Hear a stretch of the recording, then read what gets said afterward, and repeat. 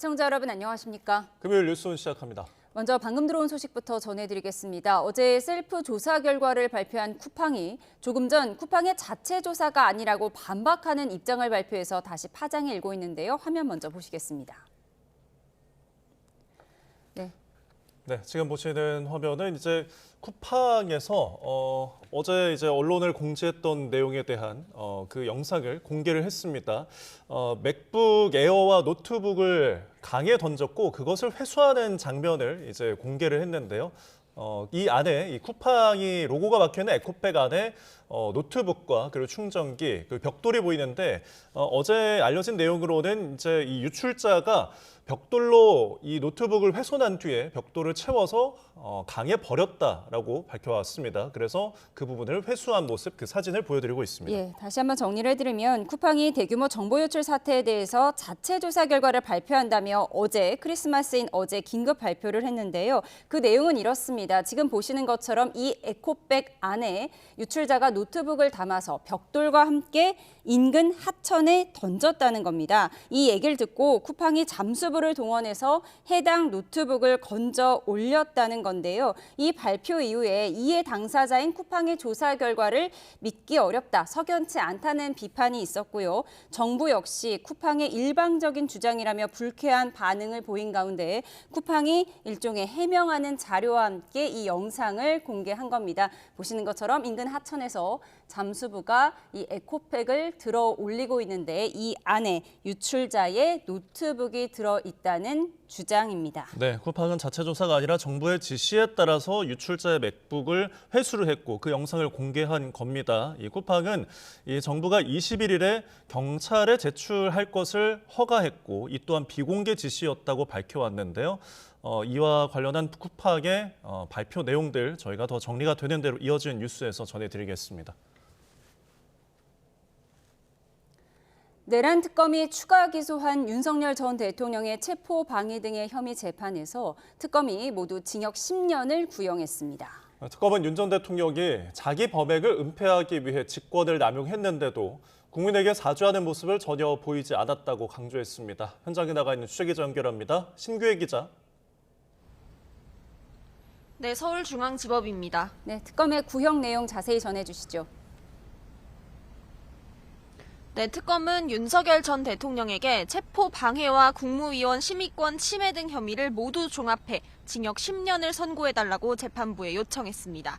체포 방해 혐의에 징역 5년, 국무회의 심의권을 침해하고 비화폰 정보 삭제 지시를 한 혐의에 징역 3년, 비상계엄 선포문을 사후적으로 만들고 폐기한 혐의에 징역 2년을 각각 구형했습니다. 특검은 윤 전 대통령 구형 의견을 설명하면서 가장 먼저 범행의 중대성을 언급했습니다. 자기 범행을 은폐하거나 정당화하기 위해 직권을 남용하고 국가기관을 사유화했는데도 반성하기는커녕 사건의 본질을 흐리고 처벌을 피하려는 모습만 보였단 겁니다. 또 책임을 인정하지 않고 오히려 하급자들에게 전가했고 국민에게 사죄하지도 않았다고 지적했습니다. 그러면서 대한민국 역사에서 최고 권력자에 의한 권력 남용 범죄가 다시는 일어나지 않도록 헌법 제11조에 규정된 모든 국민은 평등하다는 원칙을 실현해야 한다고 재판부에 호소했습니다. 네, 이런 특검의 주장에 대해 윤 전 대통령 측은 어떻게 반박했습니까? 네, 가장 먼저 선고 시점을 미뤄야 한다는 주장부터 폈습니다. 비상계엄 선포와 관련된 부수적인 행위들로 혐의가 구성된 만큼 내란 우두머리 혐의 사건의 판결이 이 사건보다 먼저 나와야 한다는 주장을 앞선 공판들에 이어 오늘도 반복했습니다. 국무회의 심의권 침해 혐의 관련해서는 소집행위 자체가 대통령의 직무 범위 안에 있고 계엄 직전이라는 특수성도 고려해야 한다고 주장했습니다. 체포 방해 혐의를 두고는 공수처의 내란죄 수사권이 없다고 주장하면서 이로 인해 집행된 영장도 위법하기 때문에 윤 전 대통령의 행위는 범죄가 아닌 위법한 공권력에 대한 저항으로 봐야 한다고 강조했습니다. 아직 변호인단의 최후 변론이 진행 중인데 이게 끝나면 윤 전 대통령도 직접 최후 진술에 나설 거로 보입니다. 네, 오늘 결심 공판의 혐의는 내란 혐의와는 별개인 8개 혐의죠. 네, 이 재판에서 윤 전 대통령에게 적용된 죄명은 8가지인데 내용에 따라서는 5갈래로 나눌 수 있습니다. 첫 번째는 공수처의 체포영장 집행을 경호처로 하여금 방해하도록 했다는 내용입니다. 이 내용과 관련해서는 중간 간부들이 증인으로 나왔는데 위력 순찰 같은 윤 전 대통령의 구체적인 발언 내용을 증언하면서 특검의 주장을 뒷받침하기도 했습니다. 두 번째는 여인영, 곽종근, 이진우 세 사령관들의 비하폰 정보를 경호처 지휘부가 부하들에게 삭제하도록 지시하게 한 혐의입니다. 국무위원들의 심의권을 침해하고 계엄 선포문을 사후적으로 작성했다 폐기하는 과정에 관여한 의혹, 계엄 직후 외신에 허위 내용을 공보하도록 한 혐의도 있습니다. 지금까지 서울중앙지법에서 YTN 신계입니다. 지난 2020년 9월 서해에서 공무원이 북한군에 피격된 사건을 은폐하려 한 혐의로 기소된 서훈 전 청와대 국가안보실장과 박지원 전 국가정보원장이 1심에서 무죄를 선고받았습니다. 재판부는 당시 정부 대응에 문제가 있었다거나 숨진 공무원의 자진월북을 조작하려 했다고 보기엔 검찰 측의 증거가 부족하다고 봤습니다. 취재기자 연결합니다. 조성호 기자, 문재인 정부 안보라인 인사들이 전부 무죄를 받았다고요? 네, 서울중앙지방법원 형사 25부는 직권남용 등의 혐의로 기소된 서훈 전 청와대 국가안보실장과 박지원 전 국가정보원장에게 무죄를 선고했습니다. 함께 재판받은 서욱 전 국방부 장관과 김홍희 전 해양경찰청장, 노은채 전 국정원장 비서실장에게도 무죄가 선고됐습니다. 검찰이 이른바 서해 공무원 피격 사건 은폐 의혹으로 2022년 12월 이들을 기소한 지 3년 만에 첫 법원 판단이 나온 겁니다. 재판부는 공무원 고 이대준 씨의 실종 보고와 해경의 수사 진행, 결과 발표 과정에 절차적으로 위법한 지시가 있었다고 보기 어렵다고 판단했습니다. 또 검사가 제시한 증거들만으로는 고인이 자진 월북했다고 몰고 가려 했다는 사실을 인정하기 부족하다고 봤습니다. 재판부는 설명 자료에서 이 판결은 망인이 월북한 것인지 아닌지에 관한 사실을 확정하는 것이 아니라고 강조했습니다.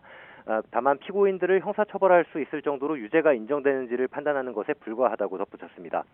앞서 검찰은 지난달 결심 공판에서 서훈 전 실장에게 징역 4년, 박 전 원장에게는 징역 2년과 자격정지 2년 등 실형을 구형했습니다. 서훈 전 실장은 무죄 판결 직후 기자들과 만나 이 사건은 애초에 윤석열 정부와 검찰이 정치적 의도에서 무리하게 시작한 사건이라며 재판부에 감사를 전했습니다. 들어보시죠. 재판부가 있는 그대로 실체적 진실을 잘 이렇게 판단을 해주셨다고 봅니다. 네, 5년 전에 일어난 사건인데요. 구체적으로 어떤 내용인지 다시 한번 정리해 주시죠.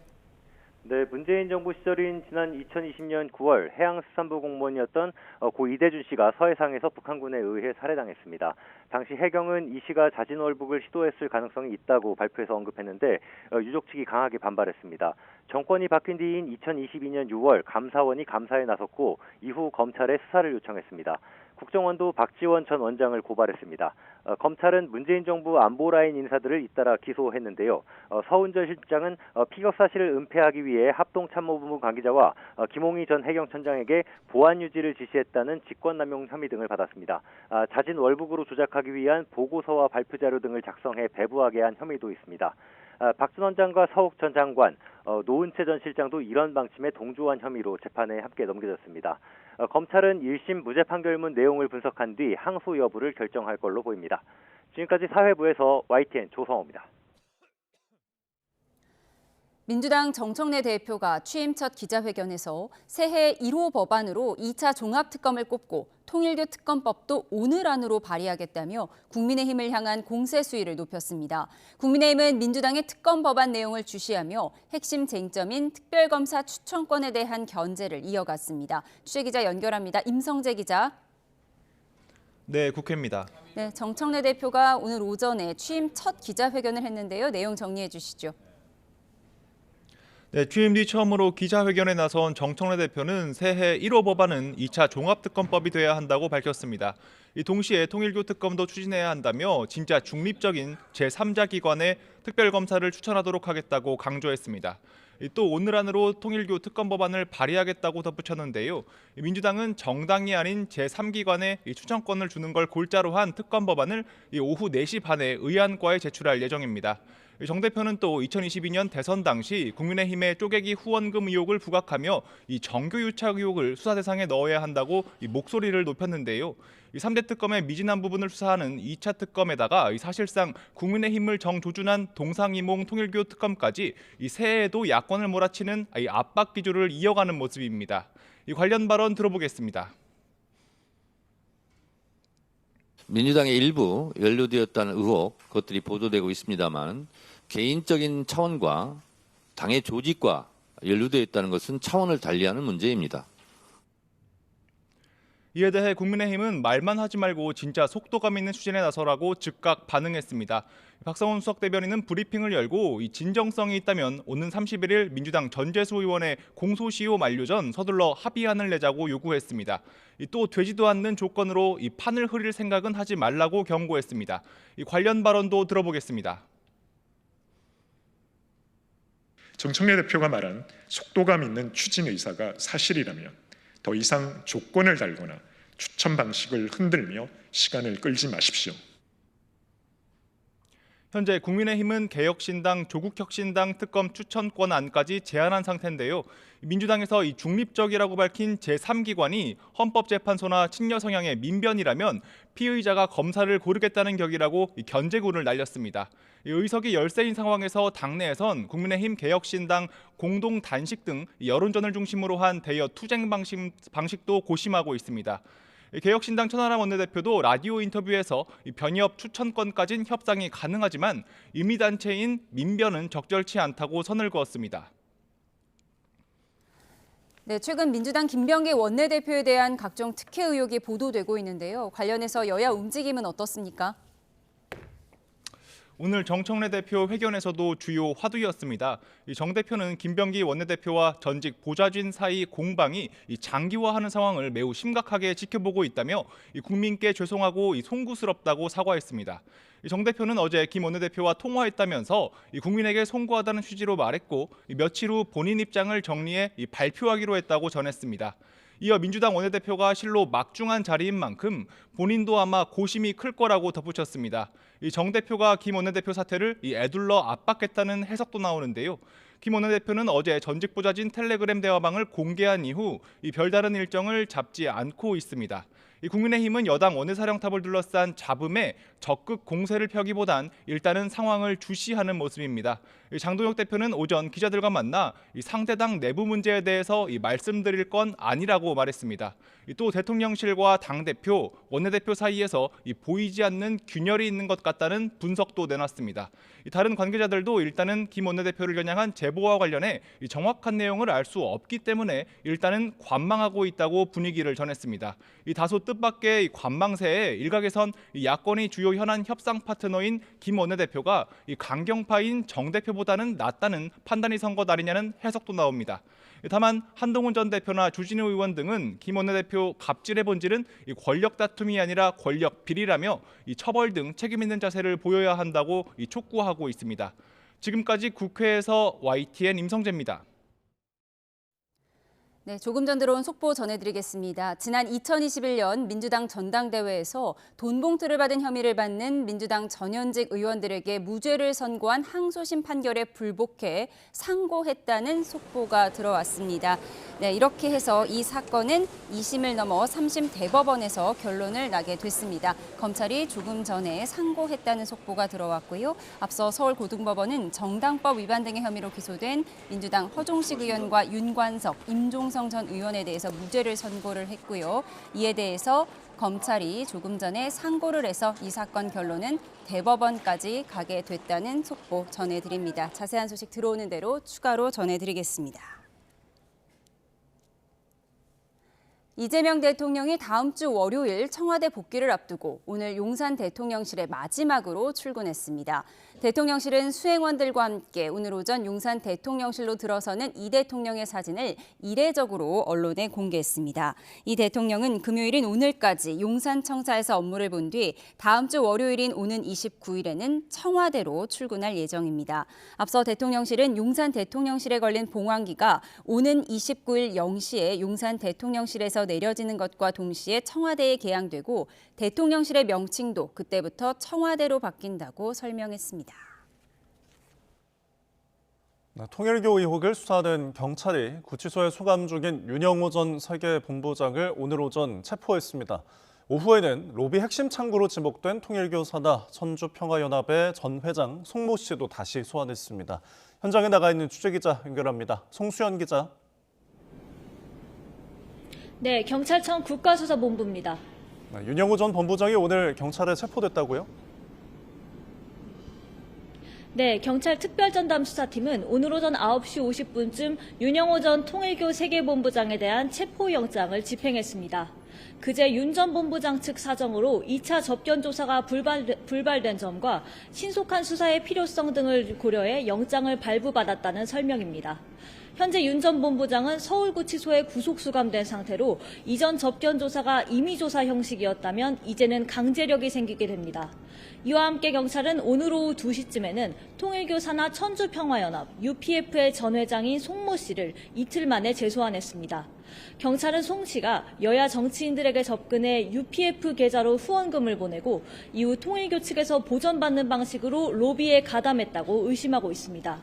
주요 피의자인 전재수 의원의 공소시효가 임박했다는 관측 속에 정치권 로비 의혹의 핵심 인물 2명에 대해 수사력을 모으는 모습입니다. 전재수 의원의 금품 수수 의혹과 관련해서 경찰이 까르띠에 코리아도 압수수색을 했다고요? 네, 경찰은 지난 23일 불가리 코리아는 물론 까르띠에 코리아에 대해서도 압수수색을 진행했다고 밝혔습니다. 통일교 측이 지난 2018년 더불어민주당 전재수 의원에게 현금 2천만 원과 1천만 원 상당의 명품 시계를 건넸다는 의혹을 확인하기 위해서입니다. 또 경찰은 지난 23일 전재수 의원 휴대전화 분석을 마친 데 이어 오늘은 사무실에서 확보한 PC 등 압수물에 대한 포렌식 분석도 진행하고 있습니다. 참관을 위해 방문한 전 의원 변호인은 경찰 수사에 최대한 협조하겠다고 설명했는데 직접 들어보겠습니다. 어떤 내용 포렌식하러 오신 건가요? PC 포렌식하러 왔습니다. 어떤 거 들어있는 PC인가요? 모르죠. 부산 지역 사무실 직원들이 쓰던 PC입니다. 정치자금법 위반의 경우 공소시효가 7년이라 이달 말 만료된다는 우려가 나오는데 이번 주나 다음 주 중 경찰이 전 의원을 다시 소환할 가능성도 거론됩니다. 앞서 경찰은 전 의원의 부산 자택과 의원회관 사무실 등에 대한 전방위 압수수색을 벌였지만 금품 실물은 발견되지 않았습니다. 뚜렷한 물증이 아직 확보되지 않은 가운데 관련자 진술과 정황 증거들의 신빙성 입증이 수사의 성패를 가를 전망입니다. 지금까지 경찰청 국가수사본부에서 YTN 송수연입니다. 네, 오늘 아침 서울 등 전국의 체감온도가 영하 20도 안팎까지 크게 떨어지는 강력 한파가 찾아왔습니다. 곳곳에 한파특보가 내려졌고 서울에는 이번 겨울 들어서 처음으로 동파 경계도 내려졌는데요. 야외에 나가 있는 기상캐스터 연결해서 한파 상황 알아보겠습니다. 원희다 캐스터. 네, 서울 광화문에 나와 있습니다. 네, 오늘 아침에 정말 추웠는데요. 지금 추위는 어떻습니까? 네, 강력한 시베리아 고기압이 한반도를 뒤덮이면서 한낮에도 종일 찬바람이 계속되고 있습니다. 오늘 아침 영하 20도 안팎까지 곤두박질한 서울의 체감온도 한낮에도 영하 10도 안팎에 머물렀는데요. 현재 서울 기온은 영하 4도 정도지만 퇴근길에는 찬바람이 더 매서워질 것으로 보입니다. 강추위는 내일 아침까지 이어지겠습니다. 한파 속 광화문 거리를 지나는 시민의 목소리 들어보겠습니다. 오늘 아침에 진짜 너무 추워서 장갑이랑 내복 다 껴입고 냉동고 안에 들어가 있는 줄 알았어요. 오늘 올겨울 들어서 제일 추웠던 것 같아요. 그래서 옷 막 껴입고 내일은 더 춥다 해서 더 껴입어야 될 것 같아요.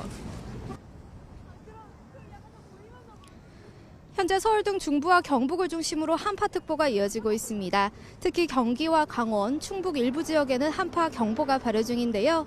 내일 아침 서울 영하 11도, 파주와 대관령 영하 15도까지 내려가겠고요. 내륙 깊숙한 곳은 한기가 파고들며 체감 추위가 더 심하겠습니다. 하지만 한낮에는 기온이 오름세를 보이며 추위가 누그러지겠는데요. 서울 영상 3도, 광주 6도로 예년 수준의 기온을 회복하겠습니다. 주말인 내일은 아침부터 저녁 사이 경기 남부를 비롯한 중부 곳곳에 1cm 안팎의 눈이 내리겠고요. 서울과 경북 서부에도 한때 눈이 날리는 곳이 있겠습니다. 휴일에도 중북부 지방을 중심으로는 약한 비나 눈이 내리는 곳이 있겠습니다. 미끄럼 사고를 조심하시기 바랍니다. 현재 서울에는 이번 겨울 들어 처음으로 수도 계량기 동파 경계 단계가 발령 중입니다. 동파 사고나 한랭질환 등 한파로 인한 피해가 발생하지 않도록 각별히 주의하시기 바랍니다. 지금까지 YTN 원희다입니다. 네, 이재명 대통령이 경찰과 소방관, 해양경찰 등 위험 직무를 수행하다 순직한 공직자들의 유가족들을 초청해 오찬을 함께했습니다. 이 대통령의 모두 발언 들어보시죠. 많이 마음 아프시죠? 우리 국민들을 대신해서 먼저 감사 말씀부터 드립니다. 국민을 위해 헌신하신 순직자 유가족 여러분, 날도 많이 추운데 귀한 걸음 해주셔서 진심으로 감사드립니다. 세계 어디를 둘러봐도 우리나라만큼 안전한 나라를 찾기 어렵다고 합니다. 오늘날 대한민국이 이렇게 안전한 나라가 된 것은 국민의 생명과 안전을 지키기 위해 묵묵하게 헌신해 오신 분들, 특히 많은 공직자들의 땀과 노력 그리고 희생과 헌신이 있었던 덕분입니다. 때로는 뜨겁게 타오르는 불길 속으로, 때로는 거칠게 일렁이는 파도 속으로, 또 때로는 밤낮 없는 경무의 현장에서 맡은 바 소임을 다하기 위해 망설임 없이 나선 분들이 있었습니다. 단순한 직무 수행을 넘어선 고귀한 헌신 덕분에 오늘날 우리 대한민국 국민 모두가 평온한 일상을 누리고 있습니다. 다급하고 간절한 국민들의 부름에 가장 앞장서서 국가의 역할을 행하신 분들께 국민을 대표하여 감사와 존경의 마음을 전합니다. 오늘 이 자리에 국민을 위해 맡은 바 소임을 다하다가 순직하신 분들의 유가족분들을 모셨습니다. 저는 유가족 여러분께서도 국민을 위한 숭고한 헌신에 함께하신 분들이라고 생각합니다. 생전에는 언제나 건강한 복귀를 바라며 불안을 견디고 묵묵히 기다리고 또 인내하셨을 것입니다. 사랑하는 가족을 떠나보낸 이후에는 감히 헤아리기 어려운 슬픔에 가슴 아프셨을 것으로 생각합니다. 어떤 위로의 말로도 그 아픔을 덜어드릴 수는 없겠지만 누구보다 가까이에서 지켜보신 산 증인으로서 순직자분들의 용기와 사랑이 우리 이웃과 국민을 안전하게 지켜주셨다는 자부심과 긍지나마 간직하셨으면 좋겠습니다.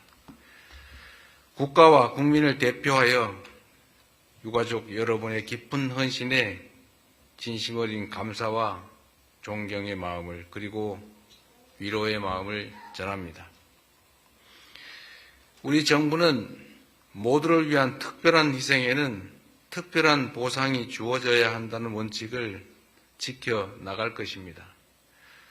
국가 구성원들의 더 나은 삶과 안전, 생명을 위한 희생에 대해서는 우리 공동체 모두가 특별한 관심과 애정으로 특별한 희생에 상응하는 예우와 보상을 해야 한다고 생각합니다. 그것이 국가의 책무이며 숭고한 희생에 대한 보답이라고 믿습니다.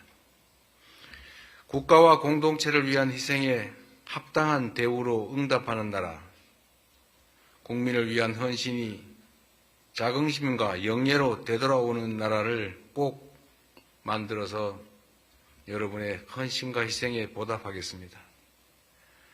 오늘 이 자리가 순직하신 분들의 숭고한 희생을 기리고 유가족 여러분께 잠시나마 따뜻한 위로가 되기를 바랍니다.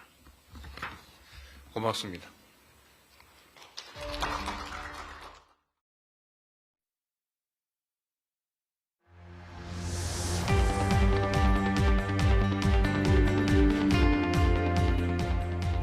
각종 의혹에 잇따르고 있는 김병기 원내대표.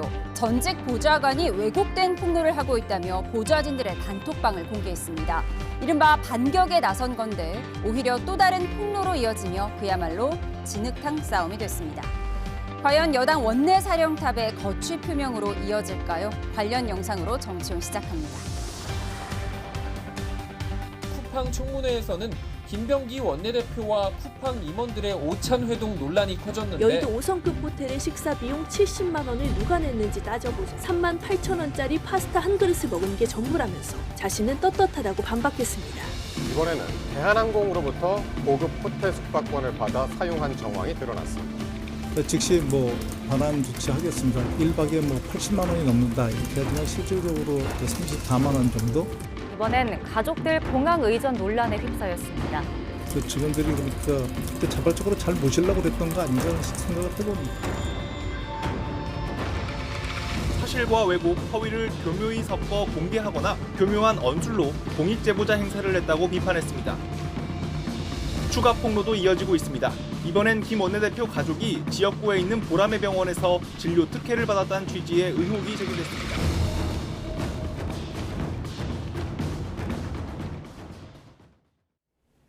오늘의 정치원 한민수 민주당 의원, 강승규 국민의힘 의원과 함께합니다. 어서 오세요. 안녕하세요.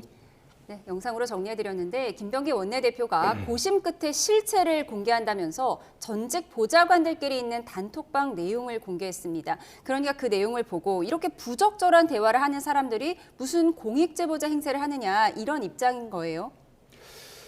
일단 좀 안타까운 상황이라 생각합니다. 왜냐하면 제가 국회의원 생활한 지는 한 1년 7개월밖에 안 됐습니다만은 저는 보좌진들은 일반 어떤 기업이나 일반 공무원들하고 의 관계는 좀 다른 것 같습니다. 보통의 상사와 부하 직원 관계하고 좀 다르게 같은 방향을 보면서 하나의 어떤 성과나 효능을 갖추기 위해서 노력하는 어찌 보면 동지적 관계들이 많이 형성돼 있습니다.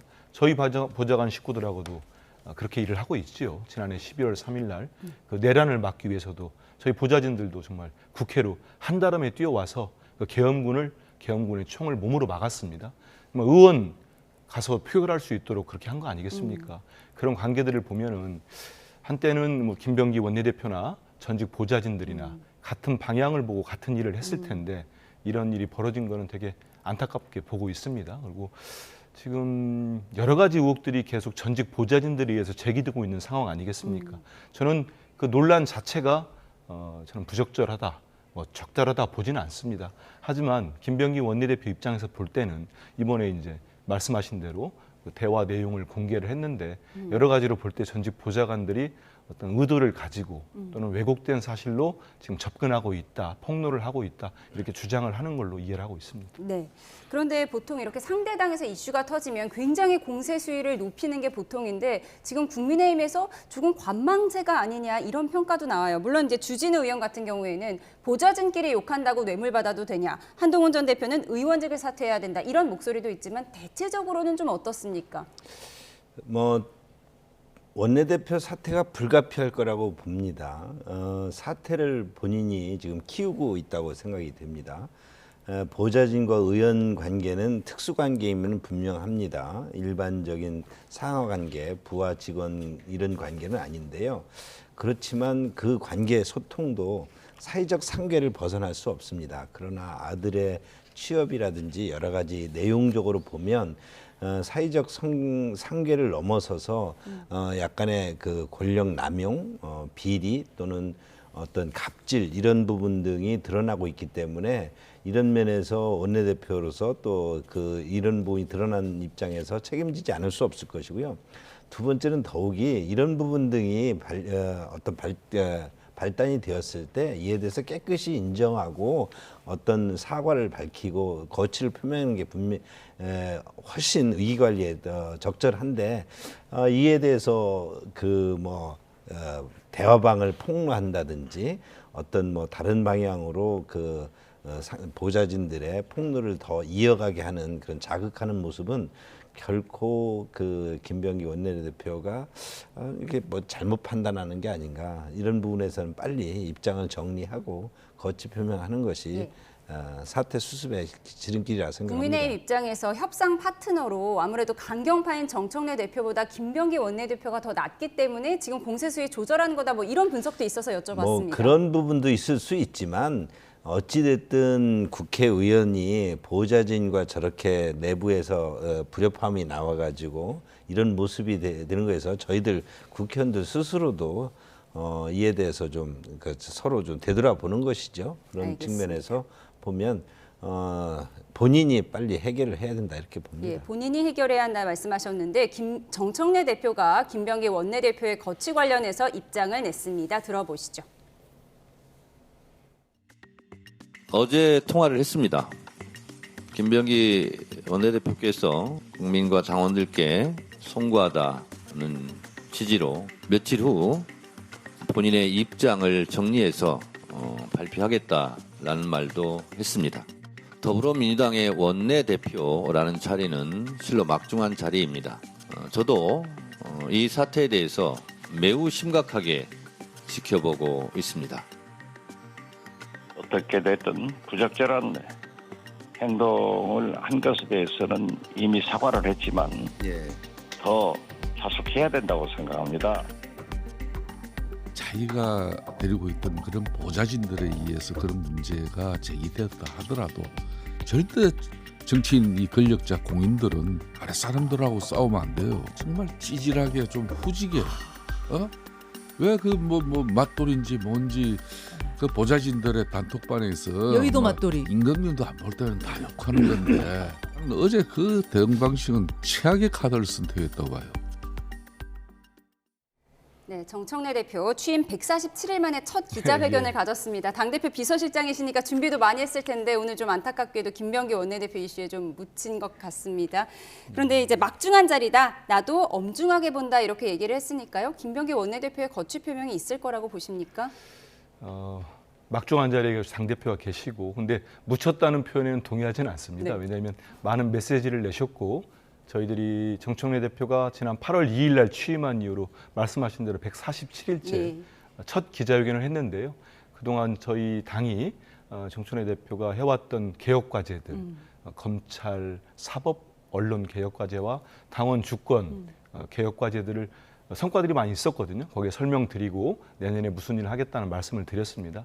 그 과정에서 이제 김병기 원내대표 문제가 당연히 기자들이 질문을 하시죠.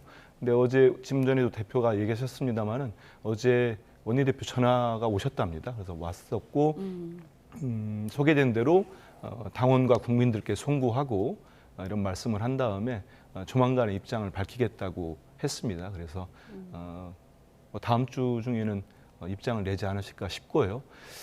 많은 일들이 지금 나오고 있는데 일단 저희들이 저 같은 경우도 제3자이기 때문에 실제로 김병기 원내대표와 전직 보좌진들 사이에 당시에는 같이 일을 하고 있을 때이기 때문에 또 선후 관계가 다 있을 겁니다. 지금 이제 보도되는 거는 자극적인 내용들이 보도가 되고 있는데 그 전후 과정들도 김병기 원내대표께서 입장을 발표할 때 충분히 국민들께 소상하게 말씀드리고 이미 뭐 사과를 한번 했습니다만 더 필요하다면 국민들께 또 우리 당원들께 말씀드리는 자리를 가질 걸 보고 있습니다. 예, 김병기 원내대표의 추가 입장 조만간 전해드릴 수 있을 것 같은데 김성태 전 원내대표는 지금 김병기 원내대표가 보좌진 탓하는 모습이 찌질하다 이런 표현도 쓰셨어요. 어떻게 보십니까? 뭐 비슷한 생각인데요. 저는 한 발 더 나가서 민주당의 지금의 모습을 좀 한번 자성하는 계기로 삼았으면 좋겠습니다. 김병기 대표가 원내대표로서 보좌진들과의 어떤 문제가 드러나서 내부적인 문제가 지금 어떤 집안 싸움처럼 보여지지만 실제 민주당의 모습일 수도 있습니다.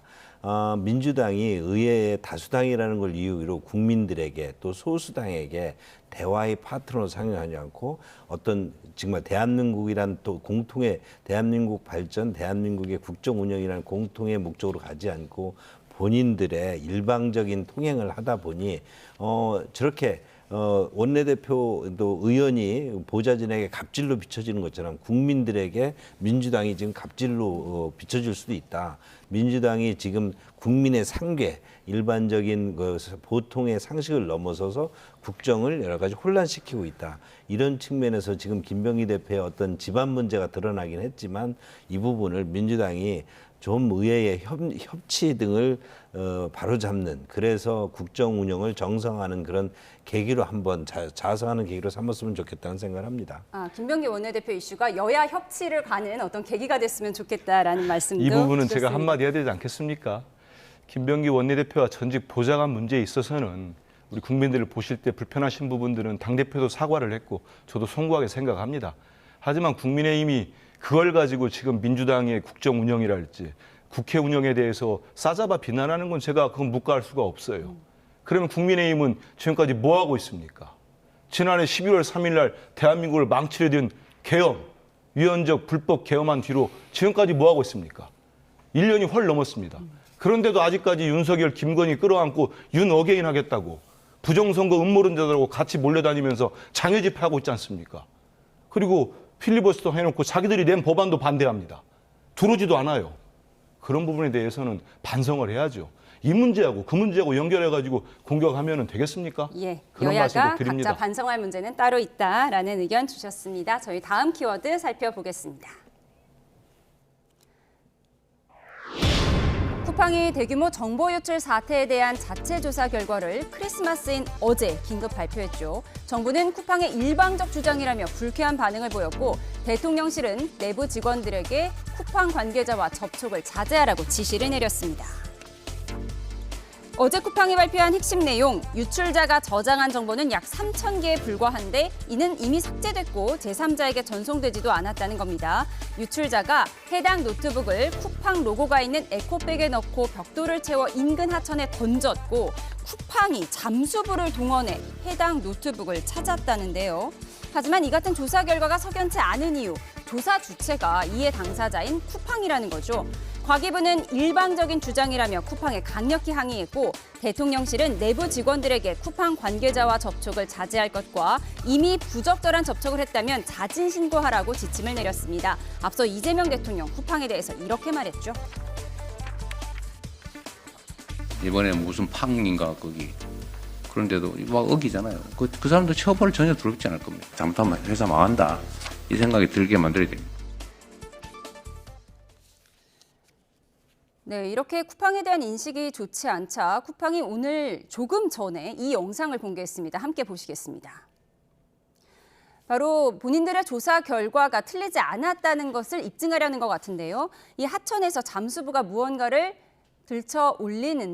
건져 올리는데 이것이 바로 노트북이라는 겁니다. 쿠팡 로고가 박힌 에코백 안에 노트북과 벽돌이 있었다는 겁니다. 유출자가 해당 노트북을 에코백에 넣고 벽돌을 채워 인근 하천에 던졌고 이렇게 잠수부를 동원해서 해당 노트북을 찾았다는 겁니다. 자신들만의 자체 조사가 아니라 정부와 매일 협력하면서 진행하고 있다 이런 해명을 내놓은 겁니다. 어떻게 보십니까?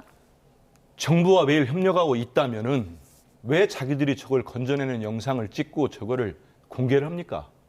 저게 누가 건진지 누가 합니까? 저 가방이 유출자가 던진 가방인지, 저게 어떤 하천인지, 무슨 내용인지 그거 믿을 수 있겠습니까? 3,370만 명 대한민국 국민들의 정보가 유출됐어요. 근데 이자들은 처음에 유출도 아닌 노출이라고 한 사람들입니다. 사과 공지도 연말 세일 공지 올린다고 지워버린 사람들이에요. 그리고 실질적인 소유자인, 결정권자인 김범석, 범킴 의장은 국내에도 들어오지도 않습니다. 국회에도 나타나질 않아요. 그러면서 외국인들을 보내가지고 방어막 치고 있는 회사입니다. 예. 그런데 지금 저런 식의 발표를 하면 우리 국민 누가 믿겠습니까? 예. 그렇지 않습니까? 3,370만 명 중에 유출된 거는 3,000명이다. 그러니까 10,000분의 1로 줄었어요. 이걸 믿을 수 있는 사람이 누가 있습니까? 그러고 저는 한마디로 가해자가 가해자를 조사한 꼴입니다. 저는 이번에 국회에도 김범석 의장도 오지 않고 책임자들은 다 도망갔습니다. 예. 그래서 저도 고발 조치까지 제가 소속된 상임위가 가방이기 때문에 고발 조치도 했는데요. 국회를 무시하고 이제는 대한민국 정부까지 얕보는 거 아닌가 이런 생각이 듭니다. 그래서 좀 전에 우리 대통령님 말씀하신 것처럼 이렇게 회사를 운영하면 망할 수도 있겠구나. 이번에야만큼은 우리 정부가 할 수 있는 조치, 국회가 할 수 있는 조치, 또 우리 국민들이 할 수 있는 조치를 모두 가해서 쿠팡이 완전히 바뀌거나 아니면 국내에서 정말 올해 목표 매출액이 50조 원에 육박한다는 거 아닙니까? 국민들 도는 게 벌어가면서 책임을 지지 않는 거잖아요. 여기에 대해서 엄중한 책임을 물어야 된다 생각합니다. 그러니까 쿠팡의 어제 발표는 그렇습니다. 유출 규모도 10,000분의 1이고 실질적인 피해는 없었다 뭐 이런 주장인 건데 게다가 어제 트럼프 대통령 측근이 한국 국회가 미국 기업을 괴롭힌다는 취지의 글을 올리기도 했습니다. 그래서 대통령실도 외교 라인과 함께 어제 장관회의도 개최하기도 했어요. 정부가 반성해야 될 대목입니다. 얼마나 정부를 무시하고 정부의 대응이 미흡했으면 셀프 조사를 해서 셀프 수사 내용을 조사 내용을 발표하고 그래서 3,600만 건이 아니라 뭐 3,000건이다 이렇게 발표하는 쿠팡의 저 태도가 얼마나 지금의 정부의 대응을 조롱하는 것이겠습니까? 거기다가 또 저희가 대응이 늦어지니까 이것을 외교 문제를 비화해서 미국의 어떤 노비를 통해서 또 우리 정부를 압박하게 한다든가 이런 부분 등이 저는 이 쿠팡 사태가 발생했을 때 이에 대해서 강력히 대처하는 그런 정부의 모습이 보여지지 않고 그저 시간 끌기 하다가 이렇게 지금 아주 조롱당하는 그런 상황까지 왔습니다. 김병기 대표의 뭐 보좌진 문제 거기에 또 쿠팡 그 어떤 뭐 관계자를 만나서 뭐 보좌진에 대해서 어떻게 하라 이런 부분들이 이 정부가 이런 부분에 강력한 대통령께서는 강력한 척결 의지를 발표하지만 실제 내부에서는 어떻게 그 우리 민주당 관계자, 정부 관계자들이 이런 상황에 대응을 하고 있는지 접촉을 하고 있는지 이런 부분들에 대해서 좀 의아해지는 거죠. 한번 사태를 지켜봐야 되겠지만 지금 쿠팡에 대해서 국민들이 입은 피해에 대해서 쿠팡은 아무런 뭐 그것이 해볼 때면 해보라는 식을 계속 가고 있고 정부는 엄포만 놓고 있는 상황이 아닌가 이렇게 느껴집니다. 예, 쿠팡 임원과 김병기 원내대표가 고가 오찬을 했다는 의혹에 대해서 말씀하신 것 같은데 이런 가운데 대통령실에서 내부 직원들에게 쿠팡 관계자와 접촉을 자제하라. 이미 접촉했다면 자진 신고하라. 이런 지침을 내렸다고 해요. 지금 5년 동안 쿠팡이 미국에서만 쓴 로비 자금이라고 할까요? 그게 한 159억 원이 된다고 합니다. 그러면은 지금 국회 대관팀만 해도 부사장 이하 한 20명이 넘는다고 해요. 그렇기 때문에 앞서서 말씀드린 것처럼 김범석 의장이 지금까지 쿠팡을 운영한 행태가 그 현안이 생기면 공정위 관련된 뭐 전임 정권 아니겠습니까? 전 정권 뭐 영입하고 노동 이슈가 생기면 고용노동부 관료들, 퇴직 관료들 영입하고 이런 식으로 일들을 해왔습니다. 전혀 정상적인 회사가 아니었던 거죠. 그래서 이번에도 저희들이 그렇게 모든 걸 로비나 뭐 대관이나 이런 걸로 접근하는 이 회사 행태에 대해서는 분명하게 문제를 지적하고요.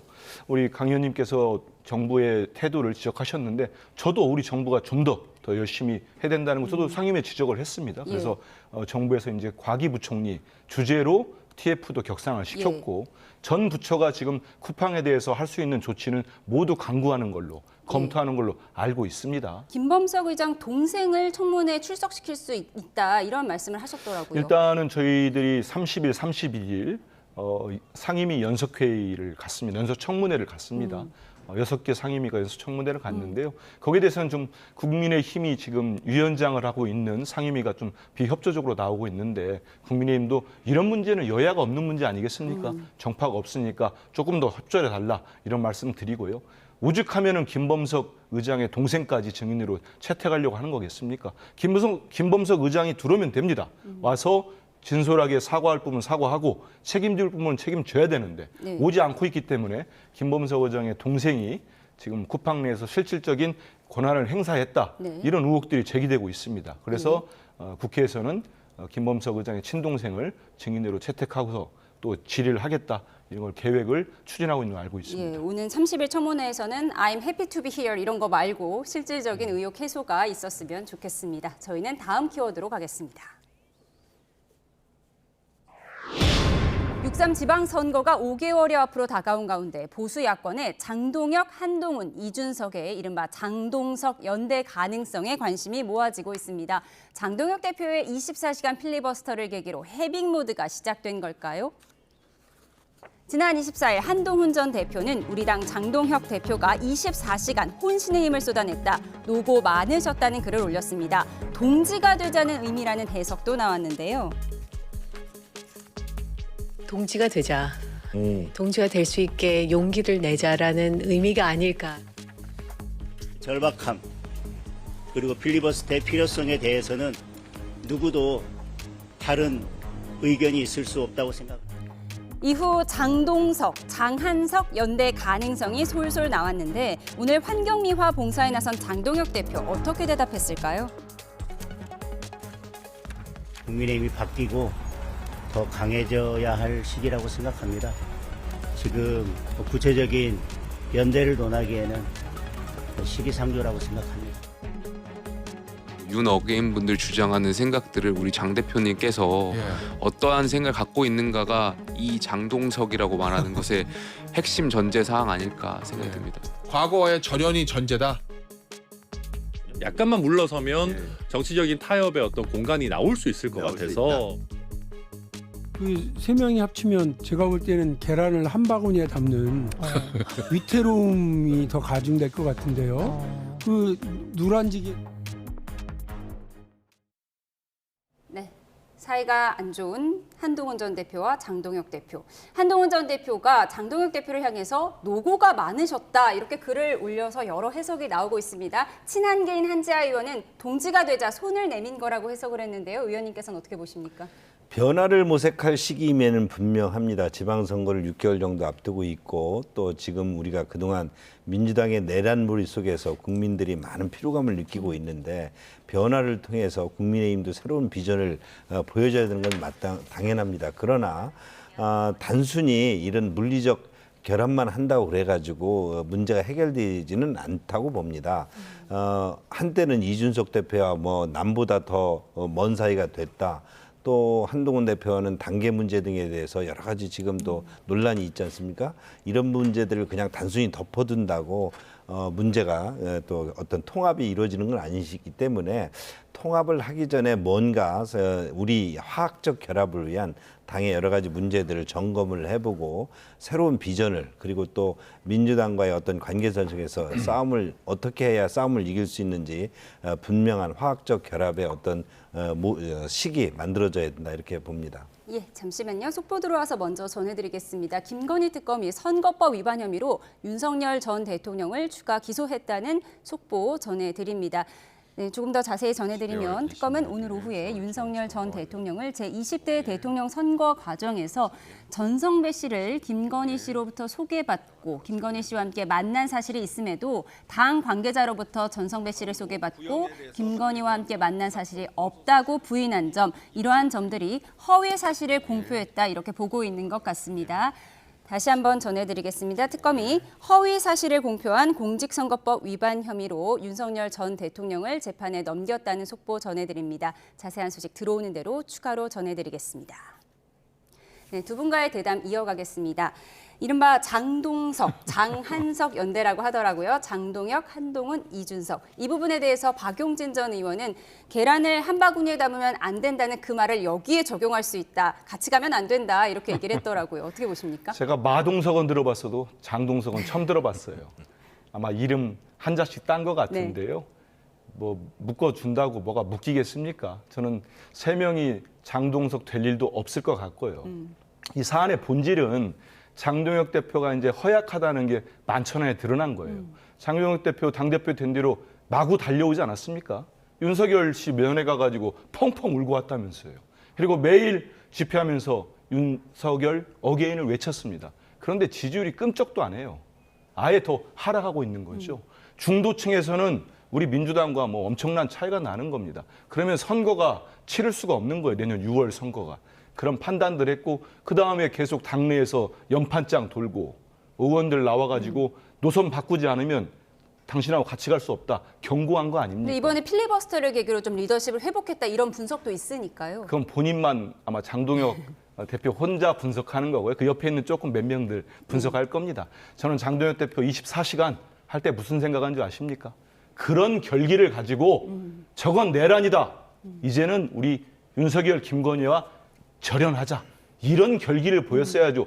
꼭 국민에게 필요한 법을 내란 전담 재판부 설치법 우리 국민 대다수가 원하지 않습니까? 그걸 반대했다고 제1야당 대표가 24시간을 저러고 있었어요.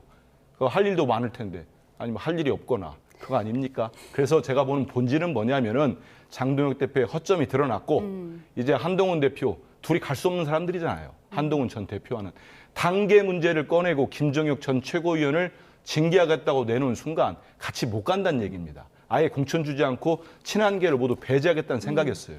그런데 장동혁 대표가 흔들리니까 한동훈 전 대표 측에서 손을 내밀고요.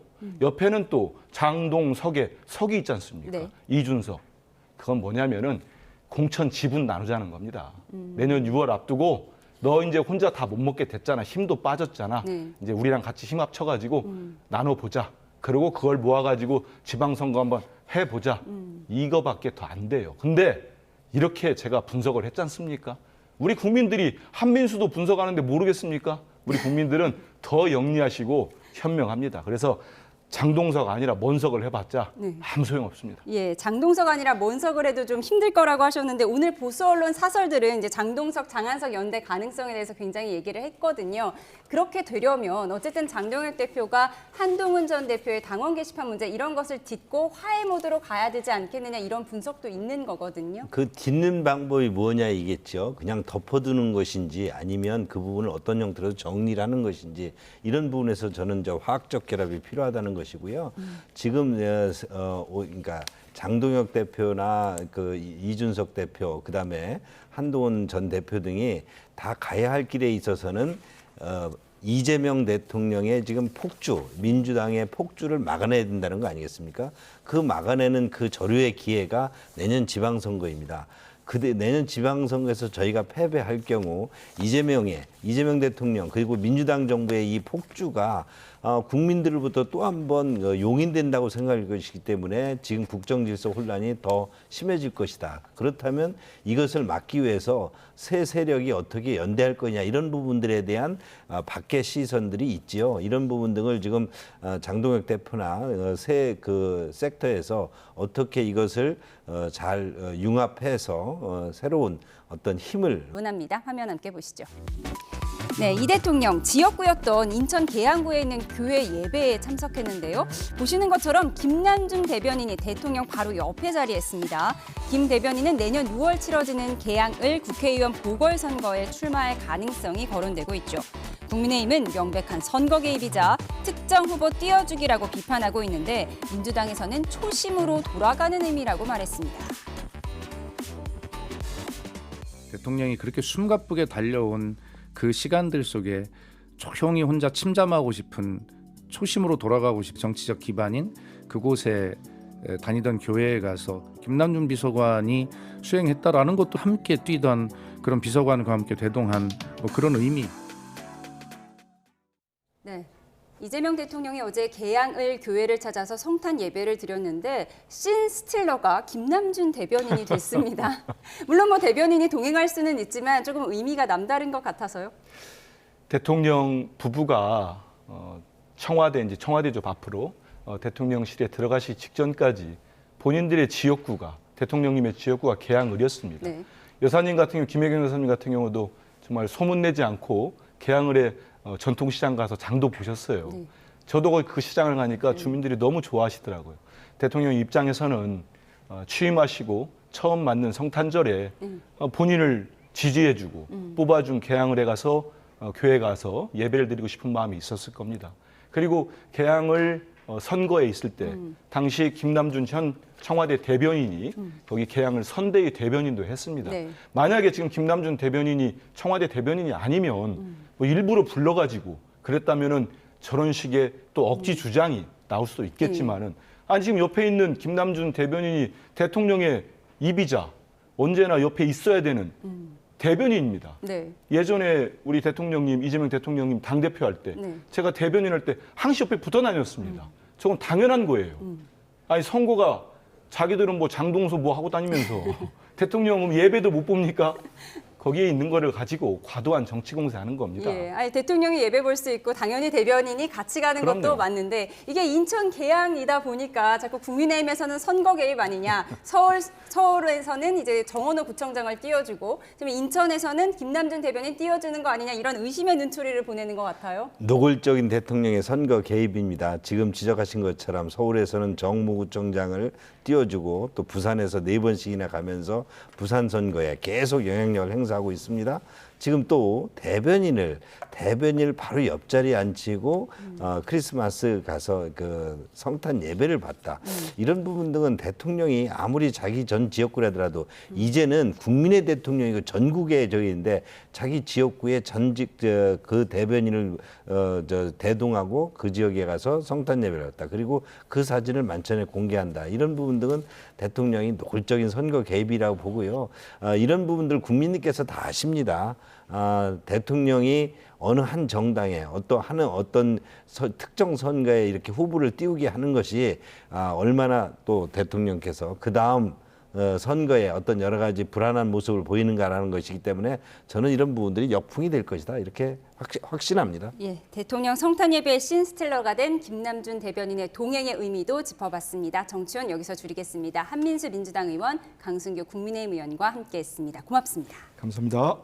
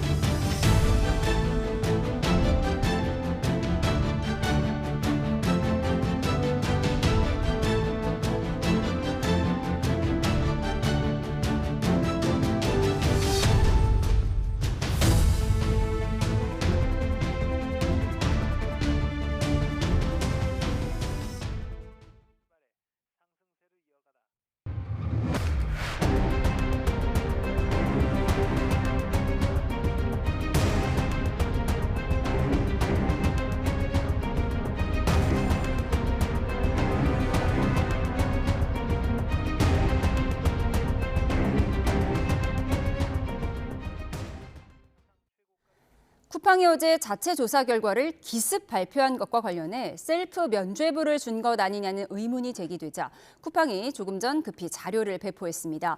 쿠팡은 정부의 지시에 따라 조사가 이루어졌다며 조사 일지도 공개했습니다. 취재기자 연결해 자세히 들어보겠습니다. 오동원 기자, 먼저 어제 쿠팡의 발표 내용부터 정리해 주시죠. 네, 어제 쿠팡의 발표 내용은 정리를 하면 3,300만 개의 접근을 했지만 유출된 것은 3,000개밖에 되지 않는다. 이런 내용이었고 자체 조사 결과라는 그런 비판이 있었습니다. 이게 결국에는 셀프 면죄부를 준 것이 아니냐는 비판이 있었는데요. 이 어제 발표한 조사 내용은 자체 조사가 아니라고 쿠팡이 밝히면서 범행에 사용된 노트북에 대한 사진과 동영상도 공개를 했습니다. 쿠팡은 몇 주간 매일 정부와 긴밀히 협력하면서 진행한 조사였다고 강조했습니다. 쿠팡은 지난 2일 정부로부터 유출 사고에 대한 공식적인 공문을 받았고 이후 쿠팡은 거의 매일 정부와 협력하며 유출자를 추적, 접촉하며 소통해 왔다고 설명했습니다. 이후 정부의 지시에 따라 유출자의 완전한 자백을 받아냈고 유출에 사용된 기기를 회수했으며 새로운 사실과 진술서, 장비 등은 받은 즉시 정부에 제출했다고 밝혔습니다. 쿠팡이 주장한 17일 정보 제공과 또 경찰이 증거물을 입수한 21일의 차이에 대해서도 설명했습니다. 쿠팡은 14일 정보 유출자를 처음 만나 16일에 정부의 지시에 따라 정보 유출자 데스크탑과 하드드라이브를 1차 회수해 정부에 제공했습니다. 18일 유출자의 맥북 에어 노트북을 회수했고 포렌식 팀을 투입해서 물증을 확보하고 증거를 문서에 기록한 즉시 노트북을 정부에 인계했다고 밝혔습니다. 그리고 21일에 정부가 쿠팡의 하드드라이브, 노트북 그리고 이 3건의 진술서를 경찰에 제출하도록 허가했다는 것입니다. 네, 말씀하신 것처럼 정부의 지시를 받았다고 하는데 그렇다면 왜 정부는 강력히 항의했을까요? 네, 바로 그 점이 의문입니다. 쿠팡의 발표문을 보면 주어가 정부로만 되어 있습니다. 협력한 주체가 정확히 정부의 어느 기관인지 확실하지 않은 상황입니다. 쿠팡은 정부 기관과 국회 그리고 일부 언론으로부터 억울한 비판을 받았음에도 불구하고 수사 과정의 기밀을 유지하라는 정부의 지시를 철저히 준수했다고 호소했습니다. 그런데 조사 일지를 보면 23일 정부의 요청에 따라서 쿠팡은 정부와 협력 사항을 포함해 조사 세부 내용에 대해서 추가 브리핑을 실시했다고 밝혔습니다. 그런데 그 이후에 정작 발표가 이루어진 25일은 쿠팡 고객들에게 조사 진행 상황을 안내했다 이렇게 짧게만 기록이 되어 있습니다. 이 표현에서 정부 지시에 따랐다는 내용이 없는 것으로 보아 발표는 쿠팡의 독단적인 결정이었던 것으로 보입니다. 지금까지 YTN 오동건입니다. 외환 당국의 고강도 구두 개입과 정부의 세제 지원 발표 영향에 최근 1,480원대였던 원달러 환율이 오늘은 1,420원대 후반까지 하락했습니다. 코스피와 코스닥은 나란히 상승 마감했고 삼성전자는 11만 원대까지 올라 사상 최고가를 경신했습니다. 취재기자 연결해서 환율과 증시 소식 알아보겠습니다. 류환웅 기자, 환율이 정말 큰 폭으로 내렸는데요. 현재는 얼마입니까? 1,445원과 1,446원 사이를 오르내리고 있습니다. 장중에는 1,429.9원까지 내리기도 했습니다. 지난 24일 서울 외환시장 개장 직후 나온 외환당국의 고강도 구두 개입과 그 이후에 발표된 기획재정부의 세제 지원이 효력을 발휘하고 있습니다. 다만 시장에서는 연말에 달러화 수요가 줄었기 때문이라는 분석도 있어서 현재의 환율 하락세가 계속 이어질지는 좀 더 지켜봐야 할 것으로 보입니다. 지난 24일 외환당국의 구두 개입 이전 최고 환율이 1,484.9원이었는데 오늘 1,429.9원까지 하락해 이 거래일 하락폭이 55원이나 됐습니다. 환율이 안정을 찾으면서 지난 24일 산타 랠리를 끝냈던 코스피와 코스닥이 오늘은 하락세에서 벗어났습니다. 코스피는 0.5% 오른 4,130으로 출발해 상승세를 이어가다 0.5% 오른 4,129로 마감했습니다. 외국인이 1조 8천억 원, 기관이 4천억 원 동반 순매수를 하면서 지수가 상승했습니다. 외국인과 기관의 동반 순매수는 4거래일째였습니다. 삼성전자는 5% 급등해 11만 원대까지 올라 사상 최고가를 경신했습니다. 글로벌 투자은행 노무라 증권이 메모리 반도체 가격 상승 효과를 반영해 삼성전자 목표가를 16만 원으로 상향 조정한 것이 영향을 미친 것으로 보입니다. SK 하이닉스도 2% 상승해 60만 원 턱 밑에서 마감했지만 장중에는 60만 원대에 복귀했습니다. SK 스퀘어가 4%, 삼성 에피스 홀딩스가 7%, 한미 반도체가 6% 급등했습니다. 코스닥은 0.6% 상승 출발해 장중 혼조세로 전환했다. 0.5% 오른 919로 장을 마쳤습니다. 코스피 시장과 마찬가지로 기관과 외국인이 순매수를, 개인이 순매도를 했습니다. 지금까지 YTN 유환홍입니다. 네, 방금 들어온 쿠팡 관련 경찰 속보 전해드리겠습니다. 경찰이 쿠팡의 정부 지시 조사 입장문에 협의가 없었다고 밝혔습니다. 지금 쿠팡 측과 정부의 입장이 살짝 엇갈리는 모습인데요. 쿠팡의 정부 지시 입장문에 협의가 없었다라고 밝히면서 21일에 쿠팡이 가지고 온 자료 받은 것 외에는 접촉이 없다고 덧붙였습니다. 쿠팡의 조사 과정에서 사실관계를 현재 면밀히 확인 중이라고 밝혀왔는데요. 쿠팡이 제출한 노트북 등 증거 오염 여부를 현재 경찰이 확인 중이라고 하고요. 쿠팡이 피의자에게 받았다고 제출한 것도 사실 확인이 필요하다라고 밝혔습니다. 어제 쿠팡에 발표가 있었고 이 자체 조사라는 비판이 좀 일자 오늘 쿠팡이 정부의 지시에 따라서 모든 것이 매일 보고가 됐고 그 지시를 받아서 이행했다라고 밝혀왔는데요. 다시 한번 경찰이 정부의 지시에 이 입장문에 대한 쿠팡의 입장문에 협의가 없었다고 밝혔습니다. 21일에 접촉한 것 외에 쿠팡이 가지고 온 자료 외에는 받은 것이 없다고 밝혀왔고요. 사실관계를 면밀히 확인 중이고 피의자에게 받았다고 한 자료도 지금 사실관계 확인이 필요하다고 밝혀왔습니다. 쿠팡과 관련한 추가된 소식은 이어지는 대로 저희가 전해드리겠습니다.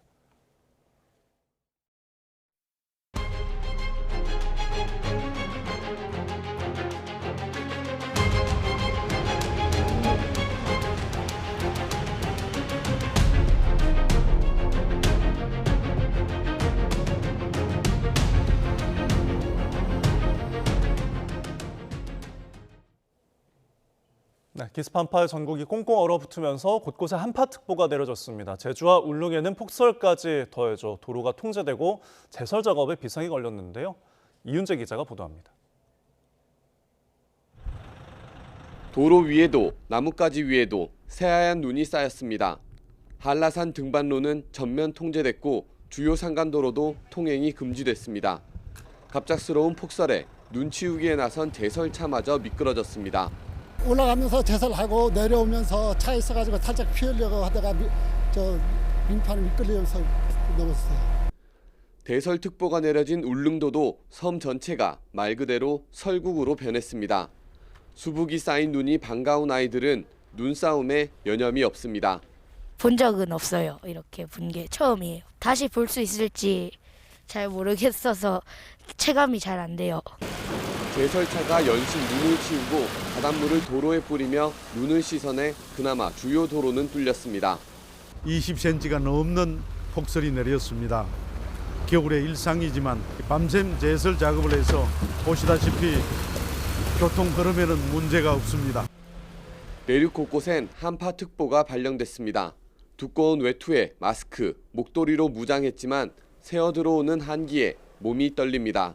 예, 무지하게 추워요. 오늘 병원에 가느라고 지금 나왔는데 아직 털모자 쓰고 이것도 모자 쓰고 다 쓰고 나왔어요 아주. 강원 산간의 체감 기온이 영하 35도까지 떨어지는 등 바람 탓에 추위는 더 심하게 느껴졌습니다. 기상청은 이번 한파가 주말 오전까지 이어질 거로 전망했습니다. YTN 이윤재입니다.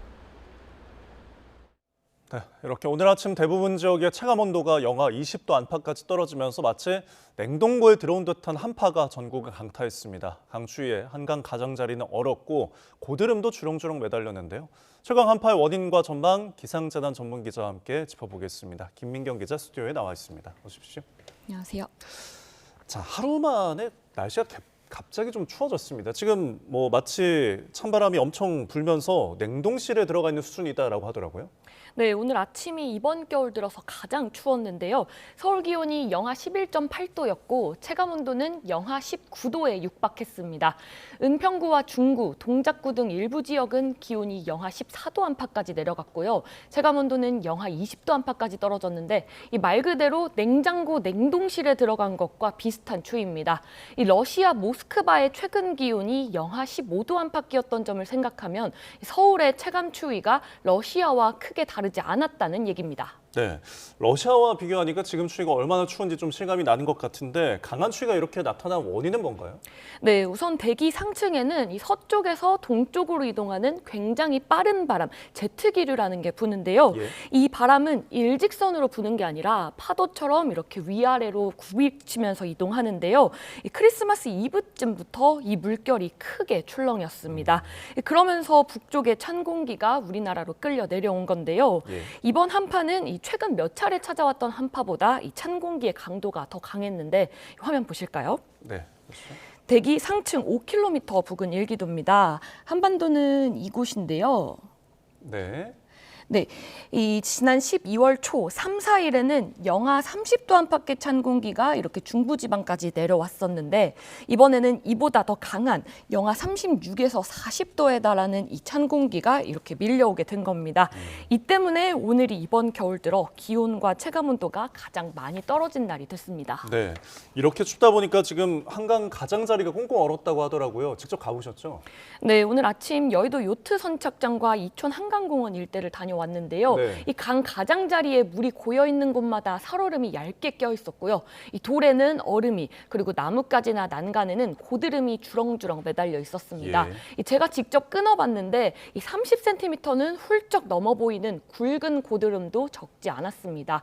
이 강가다 보니 바람도 강해서요. 이 내복에 롱패딩, 목도리, 귀마개, 장갑까지 완전히 중무장했는데도 네. 이 추위가 몸속까지 파고드는 느낌이었습니다. 네. 그런데 이런 추위가 계속 된다면 한강 전체가 좀 얼 가능성도 있습니까? 네, 사실 한강은 이 스케이트장을 떠올릴 만큼 전체가 얼기는 쉽지 않습니다.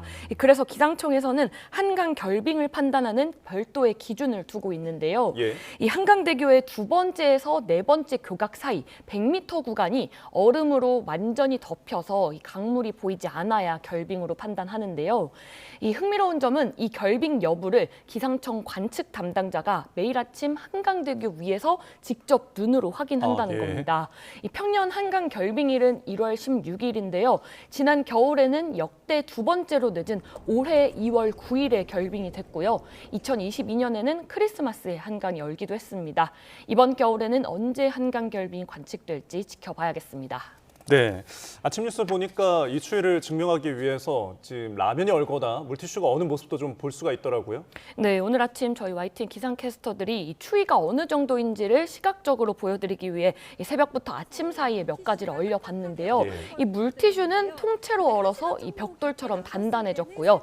이 수분이 많은 귤도 꽁꽁 얼어서 이 야구공처럼 딱딱해졌습니다. 네. 이 컵라면도 젓가락으로 들어 올리자 이 면발이 그대로 얼어서 마치 전시용 모형처럼 보였습니다. 네. 사실 이렇게 한파가 닥쳐오면 걱정되는 게 수도 동파 같은 것들인데 좀 비상인 거죠? 네, 서울시에서 오늘 오전 9시부터 이 수도 계량기 동파 경계 단계를 발령했습니다. 네. 이번 겨울 첫 발령인데요. 서울시에서는 현재 24시간 대응 체제로 전환해서 대비하고 있습니다. 이 수도 계량기는 보통 복도식 아파트와 공사 현장에서 특히 피해가 큰데요. 이 계량기함에 보온재를 설치하고 외출 시에는 수도꼭지를 조금 틀어서 물이 흐르도록 해주는 게 좋습니다. 이 물의 양은 2분 동안 일회용 종이컵 하나를 채울 정도면 충분합니다.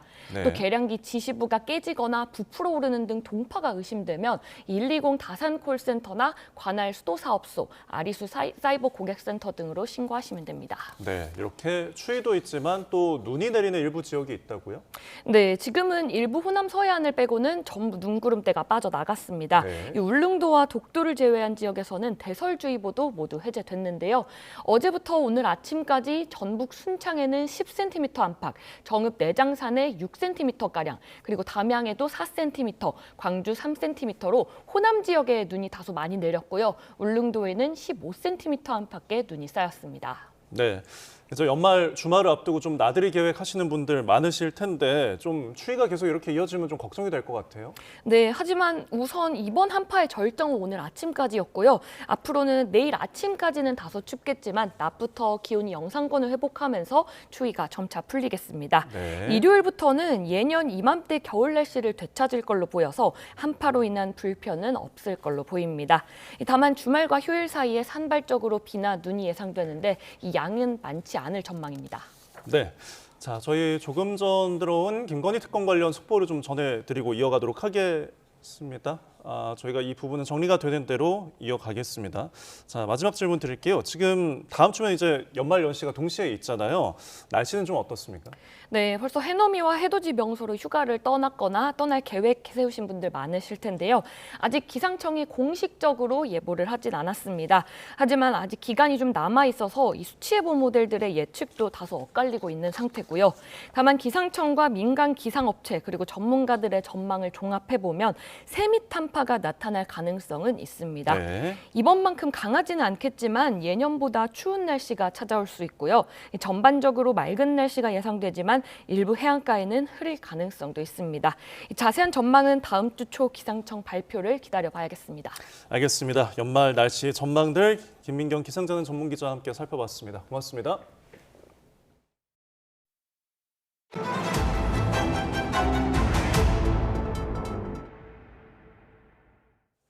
네, 방금 들어온 김건희 특검 관련 속보 전해드리겠습니다. 납토 3종 수수 혐의와 관련해서 김건희 씨를 추가 기소했다는 내용이 들어왔습니다.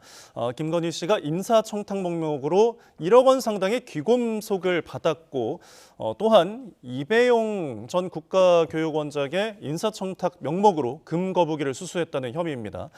또한 로봇계 사업가로부터 시계를 수수했고 이완 화백의 그림도 수수해서 알선 수재를 혐의를 적용해 기소했다는 내용입니다. 또한 디올백 수수 혐의에 대해서도 기소가 필요하다는 의견을 특검이 달았는데요.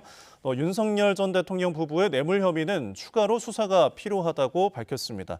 뇌물 혐의 추가 수사가 필요한 경우 국수본으로 이첩할 예정이고요. 김건희 씨의 범죄 수익을 철저히 몰수 추징할 것이다. 특검 측이 밝혀왔습니다.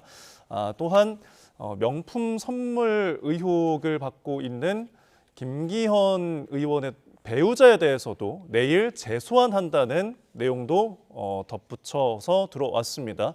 김기현 의원은 지난 22일에 피의자 신분으로 출석을 한 상황인데요. 김건희 특검에서 나토 3종과 관련해서 여러 김건희 씨의 금품 수수 혐의에 대해서 추가 기소를 하고 앞으로 또 추가적으로 수사가 필요한 부분에 대해서 브리핑을 해왔습니다. 자세한 내용은 저희가 더 들어오는 대로 전해드리겠습니다.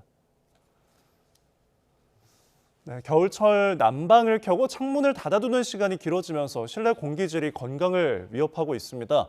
특히 환기를 자주 하지 않으면 가전제품 속에서 곰팡이와 세균이 급증할 수 있다고 하는데요. 오동건 기자가 보도합니다. 추운 겨울철 난방 때문에 환기를 자주 하지 못했던 임문영 씨. 최근 들어 기침이 잦아지는 것을 느꼈습니다. 기침이 많이 나오고 가래도 끼고 좀 그러는 것 같아요. 겨울철에는 창문을 닫은 채 난방을 하는 경우가 많습니다. 이런 환경이 곰팡이와 세균이 자라기 쉬운 조건이 될 수 있습니다. 추운 날씨에 실내 공기 세균을 측정 실험한 논문에 따르면 세균이 가장 많아지는 실내 환경은 27도에 습도 41%로 나타났습니다. 난방을 켜고 창문을 닫은 경우에는 실내 공기 중 세균이 기준치를 14.3% 초과하는 것으로 조사됐습니다. 환기를 줄이고 난방을 많이 하는 겨울철 환경이 실내 공기질을 악화시키는 원인이 될 수 있다는 뜻입니다. 특히 가전제품 내부의 관리가 소홀해지기 쉬워 곰팡이와 세균이 빠르게 번식할 수 있는 조건을 갖추게 됩니다. 실내 공기는 건조하지만은 세탁실이라든가 제품 그 벽면 이런 부분 곰팡이가 많이 있기 때문에 그런 부분에 환기를 제대로 안 해주시면은 제품의 내부에 곰팡이 세균 같들이 많이 증식되어 있습니다. 겨울철에 이 에어컨 관리 무시하기 십상입니다. 그런데 자세히 보면 이 안에 검색 먼지 같은 것이 모두 곰팡이균입니다. 관리가 이루어지지 않았을 때 이 겨울철에 더 공기중으로 확산하기 쉬워지는 것입니다. 겨울철 실내 공기 관리를 위해서는 짧게 자주 환기하고 실내 온도는 20에서 22도로 과도하게 올리지 않는 것이 좋습니다. 습도는 40% 안팎으로 유지하는 것이 중요하고 전자제품에 내장된 살균 기능도 활용하면 도움이 됩니다. 전문적인 청소 서비스나 정기적으로 청소를 받을 수 있는 구독 서비스를 활용하는 것도 하나의 방법이 될 수 있습니다. 겨울철 건강관리, 집안 공기관리부터 시작하는 것이 중요합니다. YTN 오동건입니다.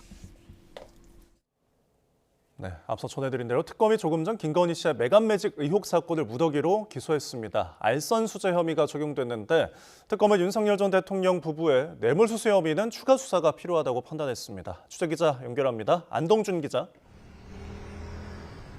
네, 김건희 특검 사무실입니다. 김건희 씨에 대한 추가 기소 내용부터 전해주시죠. 네, 특검은 조금 전 김건희 씨와 공여자 등 5명을 특가법상 알선 수재 혐의로 기소했습니다. 이른바 매간매직 의혹과 관련된 사건들인데요. 서희건설 이봉관 회장이 건넨 이른바 나토 3종 세트와 이배용 전 국가교육위원장의 금 거북이, 김상민 전 검사의 이우한 그림이 여기에 포함됐습니다.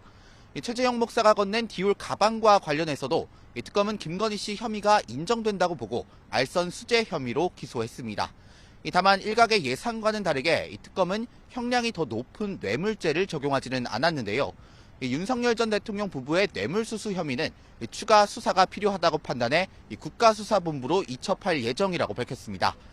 또 김건희 씨가 알선 수재로 취득한 범죄 수익은 철저히 몰수하고 추징하겠다고도 덧붙였습니다.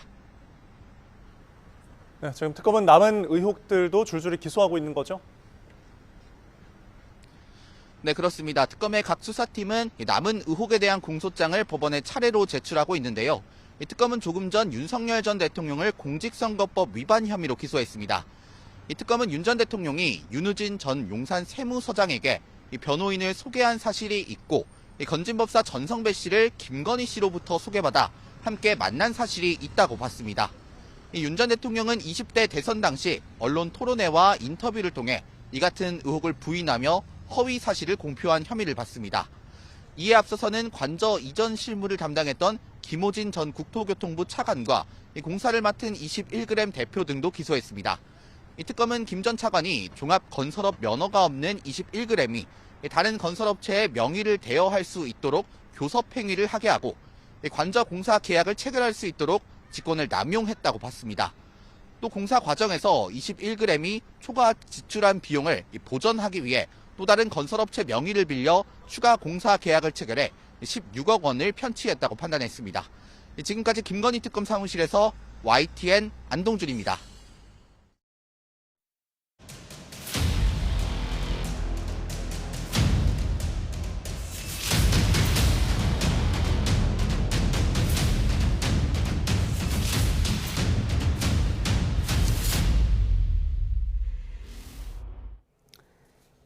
특검이 체포영장 집행 방해 혐의를 받는 윤석열 전 대통령에게 징역 10년을 구형했습니다. 현재는 변호인 측의 진술이 이어지고 있는 상황인데요. 곧 윤 전 대통령의 최후 진술도 있을 것으로 보입니다. 임주혜 변호사와 함께 자세히 이야기 나눠보겠습니다. 어서 오십시오. 어서오세요. 네, 안녕하세요. 자, 오늘 이야기 나눌 이 재판이 다뤘던 체포방해 의혹, 이것을 알아보기 위해서 시간을 좀 올해 1월로 거슬러 보겠습니다. 화면 함께 보시죠. 이 높은 언덕에 25인승 승합차로 차벽이 세워져 있고 검은 조끼를 입은 경찰관들 우르르 몰려가고 있습니다. 지난 1월 3일 기억하시나요? 공수처와 경찰이 합동으로 윤 전 대통령 체포영장을 집행했던 모습인데요. 체포영장 집행을 막는 당시 대통령 경호처 관계자들과 몸싸움이 벌어진 겁니다. 대통령 경호처의 완강한 저항에 공수처가 영장 집행을 멈출 수밖에 없었습니다. 네, 두 번째 영장 집행을 앞두고서는 양쪽 모두 만반의 대비를 갖췄는데요. 보시는 것처럼 대통령 경호처 경호원들이 전술복에 총기도 메고 경비하는 모습이 공개되면서 양측 충돌이 격해지는 게 아니냐는 우려도 나왔습니다. 영장 집행은 지난 1월 15일 새벽 4시부터 시작이 됐는데요. 경찰이 3시간 대치 끝에 관저 내부 진입에 성공했고요. 오전 10시 33분 두 번째 영장을 집행한 지 6시간여 만에 윤석열 전 대통령을 체포했습니다. 네, 오늘 결심 공판이 진행되고 있는데 그 내란 혐의 자체는 아니고 그 외에 체포방해 혐의 등으로 징역 10년이 구형이 됐습니다. 어떻게 보십니까? 상당한 수준으로 구형이 되었다라는 평가가 가능합니다. 단순히 수치상으로 계산을 해보면요. 경합범, 지금 체포를 방해한 그런 부분과 더불어서 비화폰 정보 삭제 같은 부분들이 함께 문제가 되는 건데 가장 중한 형이 특수공무집행방해 7년 6개월입니다. 가중하면은 그 절반까지 가중되기 때문에 가장 최대치로 선고가 될 수 있다면 11년 3개월까지 선고가 될 수 있는 상황이었는데요. 구형이 10년으로 이루어졌다면 상당 수준으로 일단 구형이 된 거라는 평가 가능합니다. 알겠습니다. 자, 지금 저희가 이제 보셨던 그 당시 상황 영상이 있었는데, 그러니까 차벽도 있었고 철조망도 있었고 인간 스크럼을 짜라 윤 전 대통령의 지시가 있었다는 거예요. 이런 것들이 지금 이 혐의가 적용될 수 있다라고 검찰이 주장하고 있는 거죠. 그렇습니다. 지금 영상으로 확인이 가능하신데요. 경호처 인력들이 마치 이제 인간 스크럽이라고 해서 서로 팔짱을 끼고 어떤 이 함대 마냥 어떤 방호복을 세우는 것처럼 이 체포영장 집행을 저지하는 모습을 확인할 수 있었습니다. 사실상 특검 입장에서는 전례 없는 일이었다라는 점을 강조하고 있는데 한 명을 체포하기 위해서 이렇게나 많은 인원들이 동원되는 적이 없었을 뿐만 아니라 경호처 인력들에게 실제로 총기를 휴대하고 좀 위협적인 모습으로 순찰을 돌라는 지시가 있었으며 경호처 인력들이 이렇게 방호벽을 인간으로 세워서 실제로 집행을 저지하려고 했던 시도들이 있었다. 이것은 특수공무집행 방해에 해당하며 그 죄질이 상당히 좋지 못하다라는 주장을 특검 측은 강하게 하고 있는 상황입니다. 네. 잠시만요. 속보가 들어와서 먼저 전해드리겠습니다. 지금 현재 공수처가 직무유기 혐의로 김건희 특검 사무실을 압수수색하고 있다는 속보가 들어와 있습니다. 이는 민중기 특검이 민주당 인사와 통일교 연루 의혹을 수사하지 않았다는 이 부분에 대해서 고발된 사건에 대해 압수수색하는 걸로 보입니다. 다시 한번 전해드리겠습니다. 공수처가 직무유기 혐의와 관련해 김건희 특검, 민중기 특검 사무실을 압수수색하고 있습니다. 네, 다시 한번 전해드리면 고위공직자범죄수사처가 민중기 특검, 김건희 특검의 직무유기 혐의와 관련해서 특검을 압수수색하고 있다는 소식이 들어왔습니다. 광화문 특검 사무실을 압수수색하고 있는 것으로 보이는데요. 저희가 추가되는 압수수색 소식은 들어오는 대로 이어지는 뉴스에서 전해드리도록 하겠습니다. 네, 윤석열 전 대통령의 결심 공판 구형량에 대해서 분석해보고 있었습니다. 그 체포방해 혐의 당시에 이제 공개된 사진이나 진술을 보면 뭐 총을 보여줘라고 했다. 그리고 경호원들이 총기를 들고 있었고 위협 사격을 가하라고 했다. 이런 말을 들었다는 거예요. 이 부분을 특검이 어느 정도 입증을 했을까요? 일단 우리가 영상으로도 확인이 가능합니다. 당시에 굉장히 일촉즉발의 그 상황이 영상으로 남아있기 때문에 이 부분이 일단 가장 강력한 증거가 된다고 보고요. 경호처 인원들에 대한 대한 소환 조사가 있었는데 어느 정도 의미 있는 진술도 특검 측은 확보했다고 평가하는 것 같습니다. 여러 차례 일종의 회의 같은 것이 진행이 되었고 실제로 이 체포영장이라는 걸 위법한 영장이다라고 단정을 짓고 적법하게 법원에서 발부된 영장임에도 불구하고 그 영장 집행을 저지하기 위해 뭐 총기를 휴대하고 순찰을 돈다던가 인간 스크럽을 짰다는 그런 내용들이 지금 진술로도 확인이 됐기 때문에 네. 특검 입장에서는 공무집행 방해에 대한 부분 상당 부분 소명이 되었다라고 주장을 하고 있습니다. 네. 그리고 당시에 윤 전 대통령이 지시를 받아서 실제 이행을 했던 김성훈 전 경호차장에 대한 수사나 지금 재판은 어떻게 되고 있나요? 김성훈 당시 경호차장 역시도요. 결국 이 특수공무집행 방해를 수행한 가장 핵심적인 인물입니다. 예. 동일한 혐의로 지금 재판을 받고 있고요. 직권남용 혐의 역시도 문제가 되고 있습니다. 경호처에서는 지난 7월에 결국 파면 결정을 받아서 현재 민간인 신분으로 재판을 받고 있는데 이제 구속은 피했다고 하더라도 결국 윤석열 전 대통령과 같은 혐의를 받고 있는 상황이기 때문에 이 재판 결과 역시도 윤석열 전 대통령의 재판 결과와 유사하게 나오지 않을까 예측이 되고 있습니다. 예. 윤 전 대통령은 7개의 사건으로 기소가 됐는데 앞서 윤 전 대통령은 가장 큰 혐의인 내란 우두머리 사건 판결 후에 이 사건이 선고돼야 한다고 주장했습니다. 들어보시죠. 예, 내란특검법 제11조 제1항에 따르면 특별검사가 공소제기한 사건의 1심 판결 선고는 공소제기일부터 6개월 이내에 하도록 되어 있습니다. 이 사건 판결은 2026년 1월 16일에 해야 할 것으로 판단됩니다. 판결 선고는 119 사건 판결을 기다려서 해야 되는 게 아닌가라는 말씀을 좀 드립니다. 근본적으로 이거는 불이익하라는 겁니다. 느닷없이 마지막에 증거 철회를 하면서 여기서 끝냅시다. 이렇게 하는 경우는 이거는 뭐 명백한 불이익가 되기 때문에 예, 재판부의 입장은 말씀드렸고요.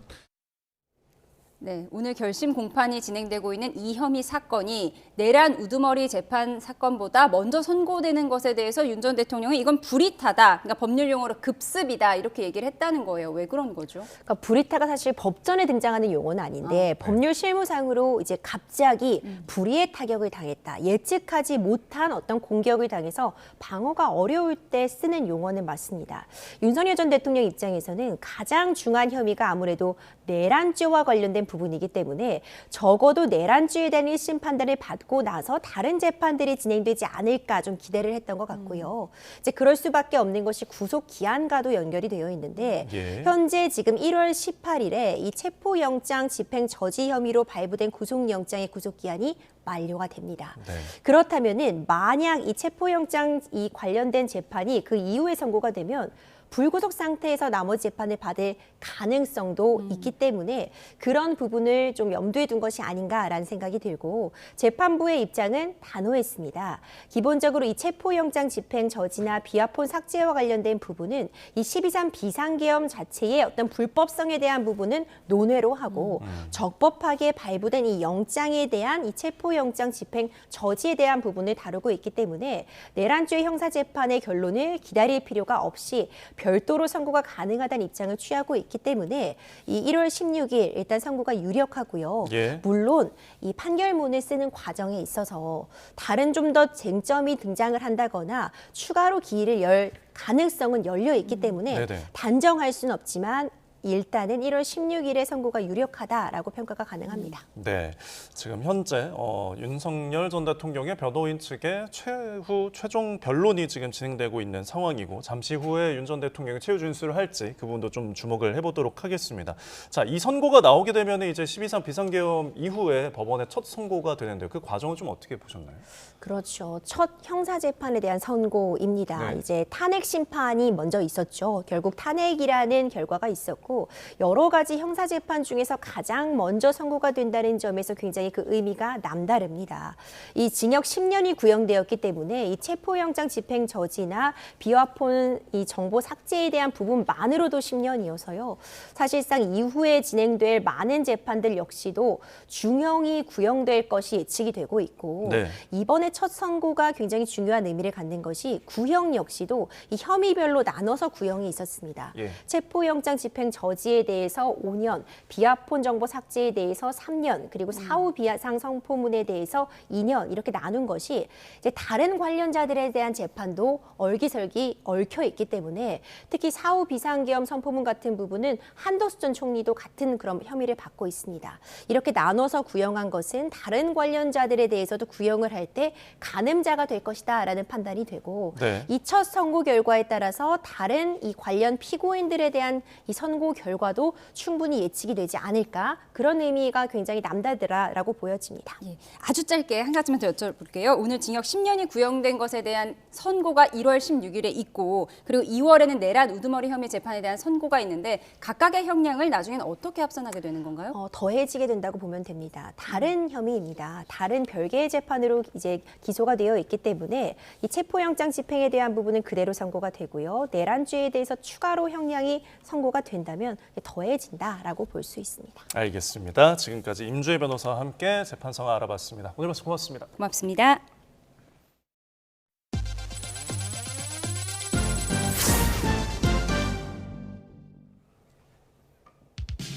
삼성전자가 독자 개발한 GPU를 갤럭시 S26 시리즈에 들어가는 핵심 반도체인 엑시노스 2600에 탑재했습니다. 삼성전자는 엑시노스 2200부터 2500 모델까지 미국 AMD로부터 GPU를 공급받아 탑재해왔지만 지난 2023년부터 독자 GPU 개발에 착수했습니다.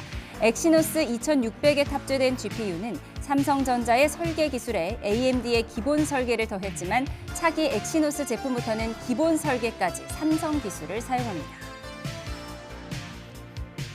화웨이가 내년에 한국에서 최신 AI 칩 어센드를 출시합니다. 관리한왕 한국 화웨이 대표는 오늘 서울에서 연 기자간담회에서 이같이 밝히고 한국 기업에 엔비디아 이외 제2의 선택지를 제공할 것이라고 말했습니다. LG가 서울 도심에 그룹의 미래 인재를 육성한 새로운 교육 거점을 마련합니다. LG는 서울 남산동에 조성한 남산 리더십 센터를 다음 달 5일에 정식 개관하고 신임 임원 리더십 교육을 시작으로 본격 운영한다고 밝혔습니다. 올해 스마트워치 출하량이 지난해보다 7% 성장할 거라는 전망이 나왔습니다. 시장 조사업체 카운터포인트 리서치는 지난해 사상 처음으로 감소했던 글로벌 스마트워치 출하량이 올해 반등해 7% 성장할 것으로 예상된다고 밝혔습니다. 시장 점유율은 애플이 23%로 가장 높고 화웨이 18%, 샤오미 9%, 삼성전자 8% 순으로 전망됐습니다. 오늘은 종일 칼바람이 불며 올겨울 들어 가장 추웠습니다. 한파의 절정은 지났지만 내일 아침까지는 강추위가 이어지겠는데요. 내일 서울 아침 기온은 영하 11도로 평년 수준을 6도가량 밑돌며 무척 춥겠습니다. 하지만 한낮 기온은 3도로 다시 영상권을 회복하며 추위가 점차 누그러들겠습니다. 내일 남부지방은 하늘에 구름만 가끔 지나겠지만 중부지방은 흐린 가운데 오전부터 오후 사이 약한 비나 눈이 내리는 곳이 있겠고요. 강원 남부와 충청은 밤까지 눈비가 이어지겠습니다. 도로 곳곳 살얼음이 만들어질 수 있는 만큼 교통안전에 유의하시기 바랍니다. 내일 아침 기온은 오늘보다 1에서 3도가량 높겠습니다. 서울 아침 기온 영하 11도, 대전 영하 8도, 대구는 영하 6도로 출발하겠습니다. 한낮 기온도 오늘보다 5에서 7도가량 높겠습니다. 서울 한낮 기온 3도, 광주 6도, 부산은 7도가 예상됩니다. 휴일인 모레는 큰 추위 없겠지만 중부를 중심으로 또다시 비나 눈이 내릴 전망입니다. 날씨였습니다. 금요일 뉴스온 마치겠습니다. 함께해 주신 여러분 고맙습니다.